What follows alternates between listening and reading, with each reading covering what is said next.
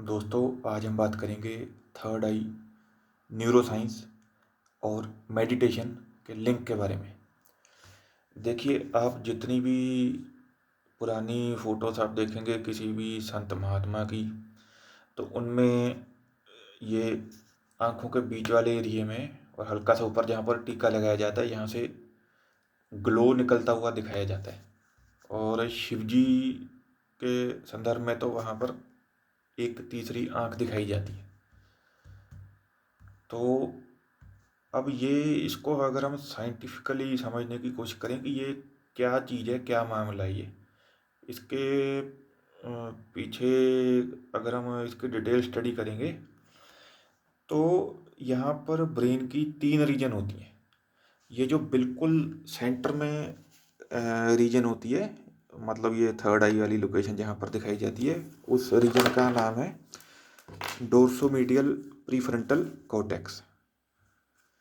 अब ये रीजन किस चीज़ के लिए रिस्पॉन्सिबल होती है?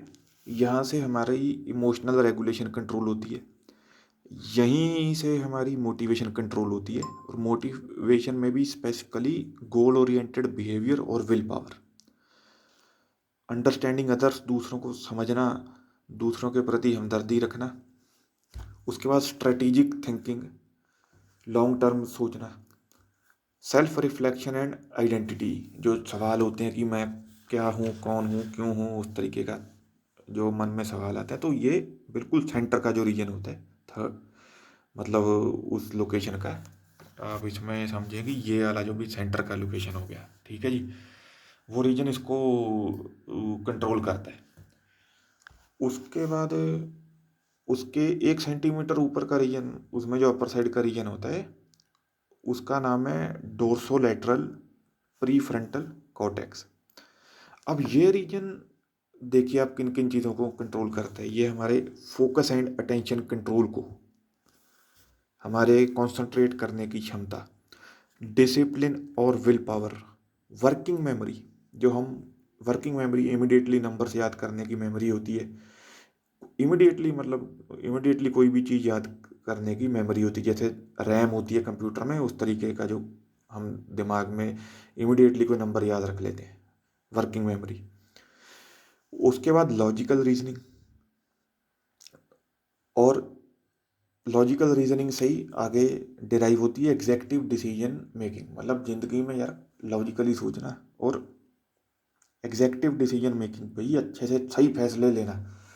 अभी कोई भी काम हमें किस तरीके से करना है, तो ये एक तरीके से हमारा मिलिट्री कमांडर एरिया होता है दिमाग का, मतलब ये हमें कमांड देता है कि भाई ज़िंदगी में किस तरीके से चलना है लॉजिकली और डिसिप्लिन के साथ। उसके बाद इसमें वो सेंटर रीजन के 1 सेंटीमीटर नीचे का जो एरिया होता है, उसे कहा जाता है वेंट्रोमीडियल प्रीफ्रंटल कॉर्टेक्स। अब ये जो रीजन है, ये हमारी moral judgement, risk reward evaluation, emotional processing, social confidence, fear control. Fear control ये कैसे करता है? एमिगडाला, जो हमारा फियर देने वाला दिमाग में रीजन होता है, ये उसको इनहिबिट करता है, उसको दबाता है, ठीक है। और वैल्यू बेस्ड डिसीजन, सही गलत का चुनाव, जिसे विवेक कह देते हैं, विवेक बुद्धि, वो, तो ये तकरीबन सभी चीज़ें को अगर हम एक साथ देखें तो ये हमारा emotional intelligence plus moral compass का जोन है, ठीक है जी। तो ये जो थर्ड आई का रीजन दिखाया जाता है, मैंने ड्राइंग से भी बनाई है, थोड़ा ठीक ठाक ही है, लेकिन ये जो रीजन है ये इन सब चीज़ों को कंट्रोल करता है। तो इसीलिए मतलब पुराने संत महात्मा, जो पुराने भक्त होते थे, वो जब बैठ के ध्यान लगाते थे तो उनका ये ब्रेन का ये वाला पार्ट एक्टिवेट होता था। तो ये वाला पार्ट एक्टिवेट होता था तो उनमें ये चीज़ें सब की सब नेचुरली ये क्वालिटीज़ आ जाती थी, क्योंकि जब आप वही मेडिटेशन वगैरह करते हैं, जितनी आप ज़्यादा करते जाएंगे उतने आपकी ये वाली रीजन्स एक्टिवेट होती जाएंगी। और जब आप लगातार वो प्रैक्टिस करते जाएंगे तो मतलब बेसिकली आप में ये वाली क्वालिटीज़ आ जाएंगी। fearlessness, clarity, foresight, continuous motivation, focus, discipline, willpower,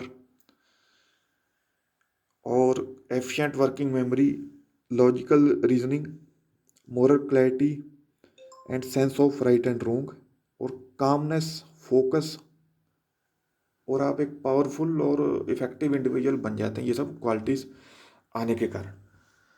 so basically मैं कहना ये चाह रहा था कि ये जो पुराने आप फोटोज़ वगैरह में जो चीज़ें देखते हैं, इनके पीछे रीज़न होता है, ये सिंबल होते हैं ये, और इनके पीछे एक्चुअल लॉजिक, एक्चुअल रीज़न है इन सब के पीछे।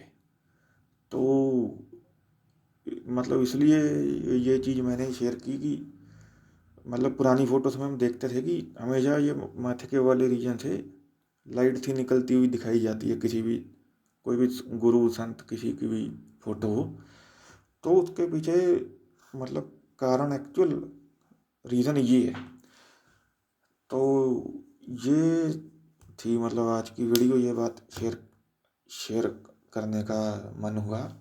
तो ओके, बाय।